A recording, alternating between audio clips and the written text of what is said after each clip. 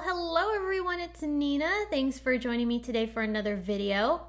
I am so excited to be sharing today's project with you because I'm featuring the Simon Says Stamp and Tim Holtz STAMPtember collaboration set, and it has been much awaited by so many of you. I know I have been dying for this stamp set to come out, and I'm so excited to share with you what I made with it. So I wanted to make some tags. I use tags so much, handmade tags, on all of my gifts. I want all of my gifts to feature a handmade tag. Now some tags I will make more elaborate, but it is so handy to have tags that are quick and easy to make on hand. So when I saw the imagery of this STAMPtember collaboration set from Tim Holtz, I knew that this would be a perfect tag set.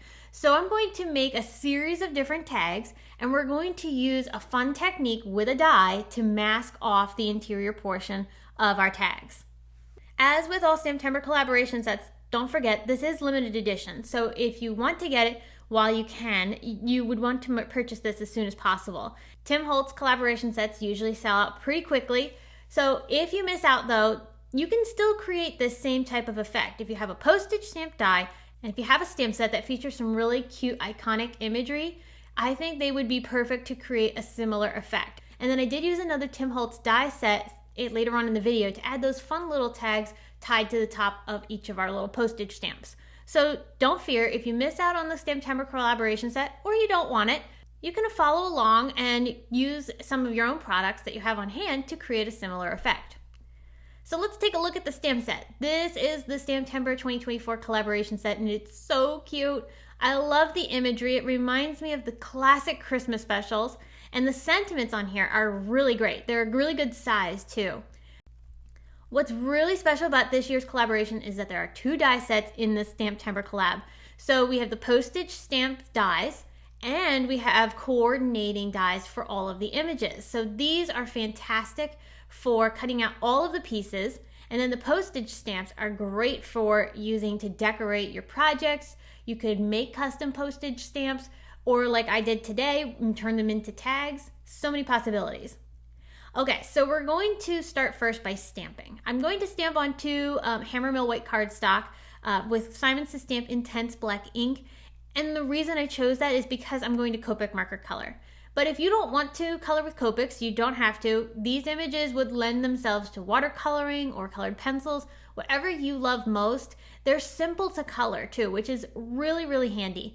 And especially if you're making a lot of something all at once, it's nice to be able to not have to spend a ton of time to color it in. And they're honestly so cute, you could even leave them uncolored if you wanted to.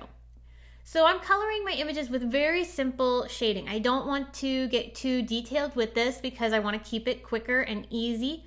So I'm just going to use some simple colors, very simple blending techniques. And if you're interested in any of the colors I used, I do have them linked below in the video description as well as on my blog. So be sure to check that out. I did use one of my most favorite green color combinations, which is YG 11, 13, and 17 for the tree. I don't know why, but that color combination just makes me happy. And I just adore this reindeer. I had to color him similar to the gingerbread. Again, I'm trying to keep my marker colors down, but I had to add that bright red nose to make him a Rudolph. I just love him. He's so adorable. Oh, I can't get enough of him. And then for the snowman, I colored his hat with a little bit of green. I used a bit of red to create a candy stripe effect on his scarf. Used a gray marker to add the shading to the white areas. A little bit of dark gray on his hat. And then finally, all I have left to do is to finish off the shading of the snowman and then color in the little boy. While I'm finishing up the coloring, I did want to elaborate a little bit more on that postage stamp die that we're going to be using next after cutting out these images. The postage stamp die features a squared off interior edge. And so what that means is that it's a perfect rectangle that you can use as a masking piece. And that is going to create a really cool effect on our little postage stamps. So I have the coordinating dies for the stamp set here, and I'm going to use very, very low tack tape to cut these out. Because I'm cutting all of these images all at once, I don't want to chance any of these shifting. So the tape is going to make sure that I don't have that happen. Once I have all of my images cut out, I'll set these aside, and this is where we're going to start working with our postage stamp dies. So I'm going to start first by die cutting them. I'm going to die cut from some of our Simon Says Stamp 120 pound white cardstock, and that's because I want something that's going to handle quite a bit of ink blending, some stamping. I just wanted to make sure that I had a good cardstock base. Then I'm going to place my postage stamp onto my craft tacky mat from Simon Says Stamp. with my die, I'm going to puzzle piece that back on top. And the tacky mat is not only going to help me hold my paper down, that's secured, but it's also going to help grab a little bit on that die. So it'll make it easier for me to hold it in place while I do some ink blending. We wanted to be able to have a unique die here that you could use not only for die cutting, but also for masking off the interior portion of the postage stamp. So you get that really nice crisp white edge around the edges, but then you have your color in the center. So I'm going to ink blend all of my postage stamps this way, holding the die down, and then check it out. Look at how clean the edging is. It was simple. You didn't have to bring out a ton of tape. It was a really handy way to be able to get that color down quickly. Now, I am going to do some stamping, and it's a little harder to do some stamping through the die because you're not going to get right up to the edge. So this is where I will bring in some tape, but it's a lot easier to be able to line up the tape now that you have a rectangular shape to line it up against versus blindly putting the tape down onto a white postage stamp. Trust me, it's a lot easier to do it the method that I just did versus trying to line up tape right now onto a white die cut. So I did mask off my rectangular ink blended area with some tape just so that way I could stamp those snowflakes from the stamp set onto it. But now I'm going to color in another postage stamp. This time I'm using green. And again, I'm just using that tacky mat to hold my paper down and help me keep the postage stamp die in place. And the postage stamp die wants to puzzle piece back into place with the paper it was already cut from. So it is a pretty simple method to work with. And I just love how it creates the perfect edge on our postage shapes. The dies are also super easy to clean. Just take a baby wipe and you can wipe off any ink that's sitting on top of the metal. And even the smaller die cuts, I used the postage stamp to help blend in a little section of color so that I can have that behind each of my little characters. Aren't these adorable? Now, some of them I did decide to put some paste on, and this is why I wanted to use a slightly thicker cardstock, just so it can handle anything I decide to do to it. So for this one, it's going to go with Frosty the Snowman. I'm going to put a little bit of snowfall paste onto my green background. And so this is just one way that you could enhance the background. Stamping, stenciling, you name it. I'm going to pull out this little tag die from one of Tim Holtz's classic die sets. This is his collector die set, and I'll show you what it looks like in a second here. But I thought this would be the perfect little tag to stamp each of the little sentiments that I want to use paired up with my images. And most of the sentiments fit really nicely on this large tag that's included in the set. I'm using the largest of those little tag dies on the left. I think that's so cute. And like I said, most of the sentiments fit perfectly on this tag die. So I stamped a whole bunch of these. I die cut a whole bunch of them, and then I stamped a whole bunch. And then I'll pair them up with each of my little tags.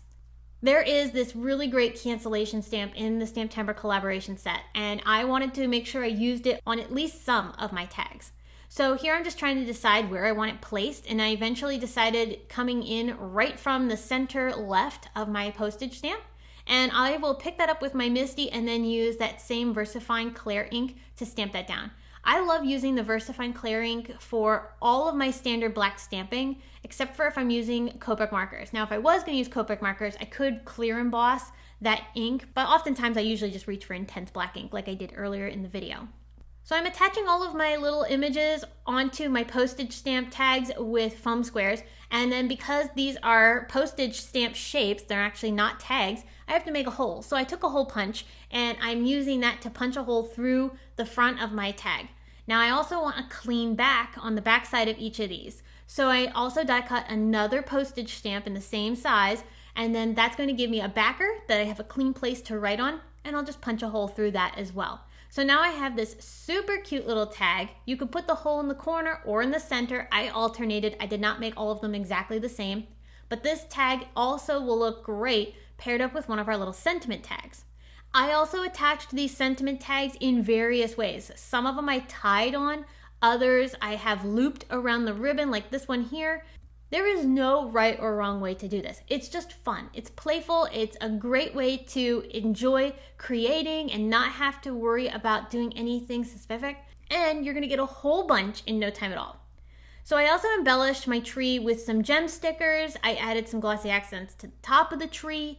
And then I also put a little bit of some distressed clear rock candy on top of that glossy accents so the star has a little sparkle. So this tag is done. It's adorable, and I just love how the little extra special touch with the little sentiment tag finishes off these cute little postage stamp tags.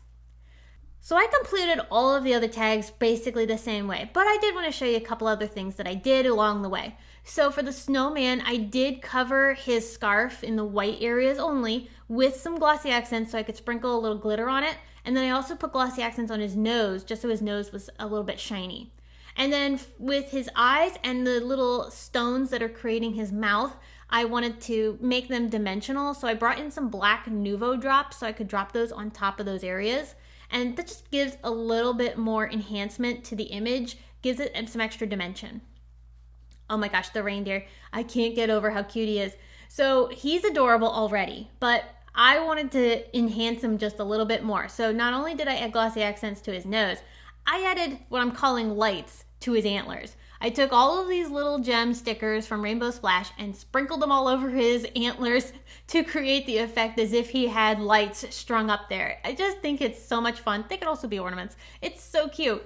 So he's a darling little tag. I finished him off with just simply a little sentiment tag to go with.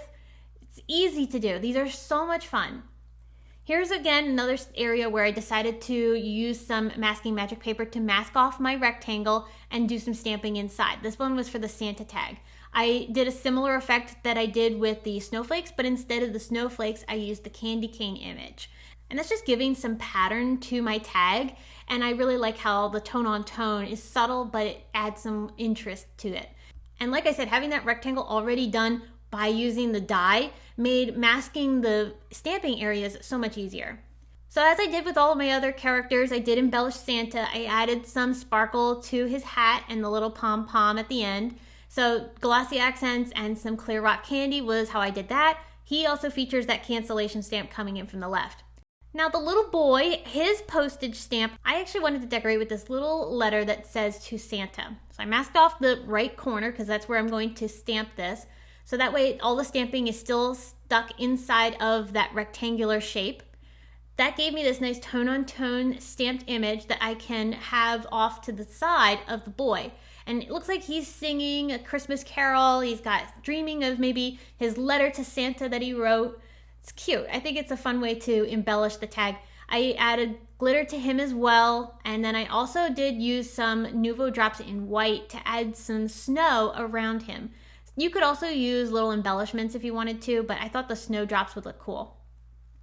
This one is where I actually tied the tag onto my postage stamp. So I have some ribbon and some metallic cord, and I'm just going to go ahead and string this through, tie a little knot, and then make a bow. And that's going to secure that extra tag onto my main tag. And I think that looks really cute. Again, there is no wrong way of doing this. It's allowing you to be playful and have fun and experiment with how you want to create your projects. Here's where I added those little snowdrops, just little dots here and there to fill it in. So there we have it. All of these tags were so much fun to make. Seriously, I want to go back into my craft room right now and go make more. I wish I had time to do so because I would be literally finishing this video and running into my craft room. But I have other things to do first. So I will get back to that, but it is an adorable stamp set. It is truly a blast to create with, and making something like these tags, they're useful, but you get to be creative and have fun on a small little space. You don't have to be stressed about trying to fill in an entire card. I find this super relaxing. So I hope you were inspired by these tags. And again, don't forget, if you don't have the STAMPtember collaboration stamp set from Simon Says Stamp and Tim Holtz, you can make something very similar with the products that you already have on hand. So get creative and think about what you have that you could use to substitute, and you can make something very similar. The techniques that I shared are very universal, so I hope that you will try them out and experiment with things that you have too.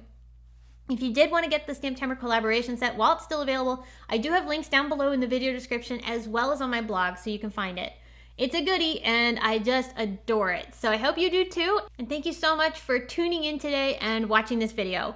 I can't wait to come back and share more with you all as always. So until then, friends, please take care of yourself and have a wonderful day.